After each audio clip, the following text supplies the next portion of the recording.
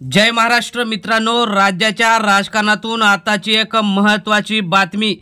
अखेर अजित पवार यांनी शिंदेंचा राजकीय काटा काढलाच। नेमकं काय झालेलं आहे ते आपण सविस्तर बघूया। राज्याच्या राजकारणात महायुतीला स्पष्ट बहुमत मिळालं तरी अजूनही मुख्यमंत्री ठरत नाही। एकनाथ शिंदे देवेंद्र फडणवीस यांच्यावरती रुसल्यासारखे आहेत। त्यामुळेच काल त्यांनी पत्रकार परिषद घेतली, मात्र ते सुद्धा नाराज असल्याचंच दिसलं आणि नरेंद्र मोदी आणि अमित शहा ठरवतील तोच मुख्यमंत्री होईल असं त्यांनी सांगितलं।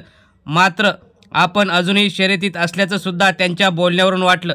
मात्र यानंतर अजित पवार यांना सुद्धा एकनाथ शिंदे यांनी त्यांच्या पक्षाला समर्थन मागितलं होतं।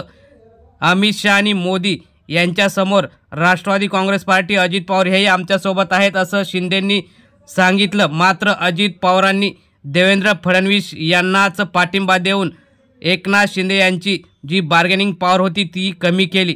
याचाच धागा पकडत रामदास कदम आणि त्यांचे सुपुत्र सुद्धा म्हणाले की अजित पवार हे शरण गेले आणि आमची बार्गेनिंग पॉवर कमी झाली, त्यामुळे मुख्यमंत्री पद गेलं असल्याची टीकाही रामदास कदमांनी अजित पवारांकडे बोट दाखवून केली। त्यामुळे अजित पवारांनी मात्र शिंदेंना अलगद सत्तेबाहेर ठेवण्याचा सुद्धा पर्याय ठेवला आहे, कारण भाजपाला आता कोणाची गरज नाही। त्यामुळे अजित पवारांच्या सहाय्याने ते मंत्रिपद देऊन सत्ता कायम ठेवू शकतात। त्यामुळे शिंदेंना सत्तेबाहेर कधीही भाजपा घालू शकते आणि याचं मुख्य कारण म्हणजे अजित पवार।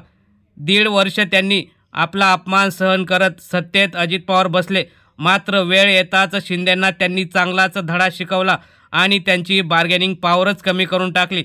त्यामुळे आता त्यांना एकतर सत्तेत राहावं लागेल, नाहीतर काही दिवसांनी सत्तेबाहेर राहावं लागेल अशी अवस्था अजित पवारांनी शिंदेंची केल्यामुळे मंत्रालयात परिसरात एकच चर्चा झाली होती। एकनाथ शिंदे हे आपले मुख्यमंत्रीपद मागतील, त्यामुळेच अजित दादा यांना त्यांनी 1 ते 1.5 वर्षापूर्वी सत्तेत सामावून घेतले आणि त्याचा फायदा आता या महायुतीचं सरकार येण्याच्या वेळी झालेला आहे।